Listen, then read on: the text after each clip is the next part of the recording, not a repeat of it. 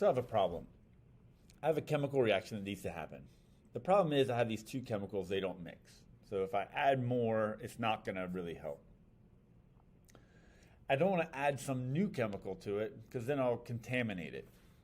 What can I do? The answer is enzymes. Enzymes are proteins, and they act as a catalyst. A catalyst is just something that speeds up a chemical reaction, or it helps a chemical reaction to start. The way that it helps that chemical reaction to start is to lower the activation energy. The activation energy is the energy it takes to get the thing going. Think of it kind of like you're riding a bike, but the bike is in a really high gear. So you go to pedal, but it takes a lot of energy to turn that crank and get that bike to pedal. But what if that bike were in a much lower gear? Well, then starting out is a breeze. Enzymes are like lowering the gear. So if you look at the graph here, think of it like rolling a rock or a tire up over that hump. To go up over that initial line would take a lot of energy. But if we could grade it, make that hill a lot less steep, then getting that tire or rock over the red one a lot easier. And that's what enzymes do. So here's some things we need to know about enzymes. They're catalysts that speed up chemical reactions, and they work in opposite directions. So they can either put things together or take things apart. They're highly specific. In other words, they don't just work on anything, they work on very specific things. They're not used up as in the reaction. And if they're distorted or denatured, they don't work anymore. So first, enzymes are catalysts that speed up reactions, and it can go in opposite directions. So they can build molecules together, like synthesis, like photosynthesis, we're putting things together. And they can break down molecules, digestion, like breaking things apart. So here's an example of synthesis. We put these two molecules together. Here's an example of digestion. We break those molecules apart. So again, with synthesis, we're putting these two together, and the molecules only really come together with the help of an enzyme. Similarly, with digestion, they only really break apart with the help of an enzyme.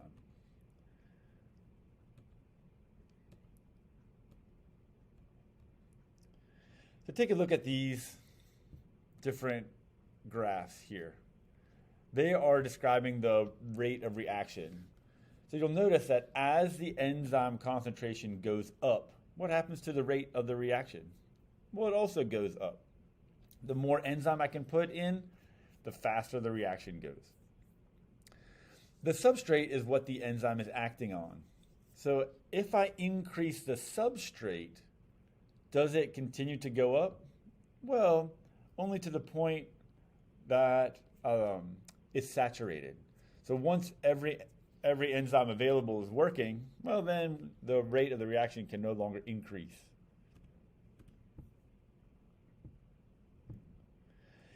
The second is that enzymes are highly specific. That is, they only work on one certain thing. So here we have our enzyme is purple. The active site is the part of the enzyme that does the work. The substrate's in yellow. That's the thing that we're going to either break apart or put together. So enzymes only work on certain substrates. So think of it like getting the right tool for a job. Like if you have a 5/16 inch wrench, it only works on a 5/16 inch bolt and nut. You can't use a different wrench on it. It won't work very well. Enzymes are named with this ASE enzyme, or ASE ending. And that ending kind of helps us remember like what substrate's being acted on and what that enzyme's doing. And so enzymes are named for the reaction that they help. So for example, sucrase breaks down sucrose. Sucrose is the sugar. Protease is the enzyme, breaks down proteins. Lipases, the enzyme, breaks down lipids. DNA polymerase is building DNA polymers. So it's not super creative. Hopefully it's helpful though to remember. The shape of the enzyme does matter. So that shape, just like the 5/16 inch wrench, that shape of that wrench only fits that bolt or that nut. In a similar way, the shape of sucrose fits into that enzyme, sucrase, but other sugars won't. All right, so it's specific in that way. So here's a picture of an enzyme. You can see the active site. That's the area that acts on the substrate. You can see the substrate binding to that enzyme in what's called an enzyme substrate complex.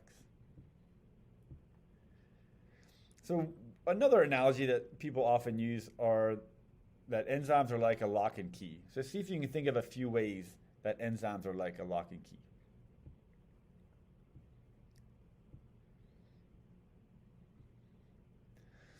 Enzymes are not used up by the reaction. Just like the wrench, we can put together lots of nuts and bolts, and then we don't throw the wrench away.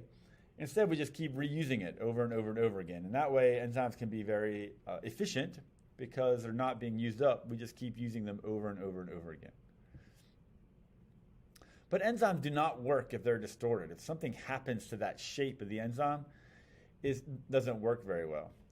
Some of the things that can distort or denature an enzyme are mutations. So like lactose intolerance is an enzyme that's not being made, lactase, correctly.